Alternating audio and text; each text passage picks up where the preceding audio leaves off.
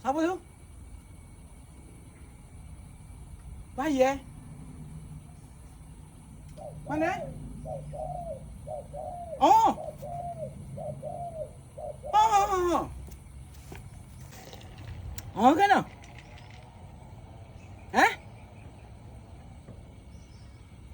Oh Allah. Sabar kat dulu. Hak lain tak boleh lagi. Mana? Oh saya mu lembek lah tu. Oh beres. Tunggu bentar. Oh lo, ngada-ngada mu ni. Ngada-ngada mu ni deh. Hak mana sok ni? Hak suruh hak mitok bajang aku ni. Hak mana sok? Mu. Lepas tu hak mana? Oh mu. Oh ni saya mu ni hak moyak ni. Oh lah sikit ya pun. Oh nak minta sendiri tak boleh. Suruh orang minta. Mu nak baca tak mu? Mu nak baca? Oh. Ayuh hei. Suruh orang minta. Aku ikut mu dah. Aku ikut mu saja. Dia aku tak boleh dah. Ha.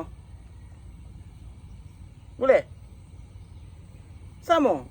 Oh, nak sama pula dah. Ha, boleh? Hak mana kena? Akak tangan? Mu nak ke? Mana tangan mu? Oh, loh.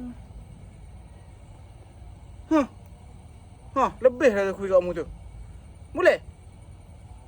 Nak juga? Oh, Allah.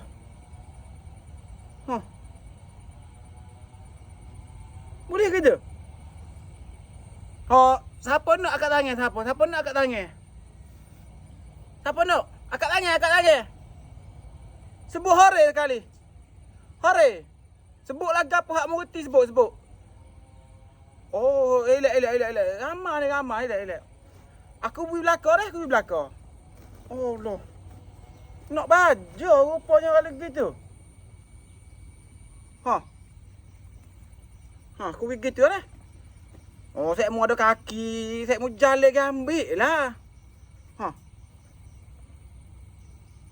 Dah, boleh dah. Gitu dah.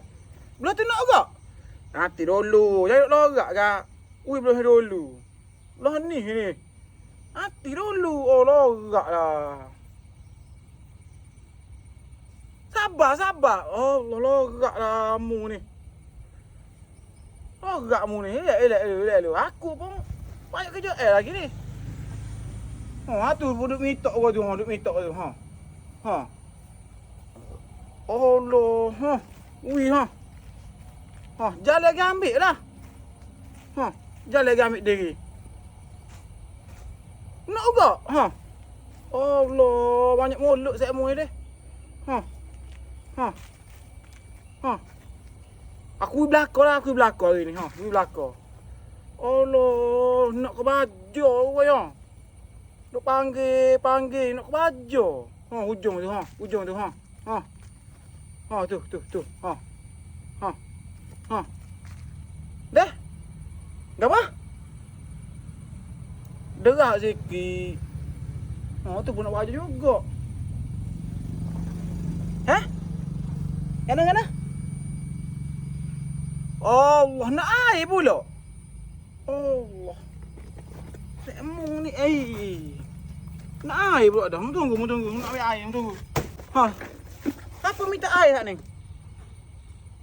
Nak terjun kau nak air hujan? Nak air hujan? Allah, Allah lah.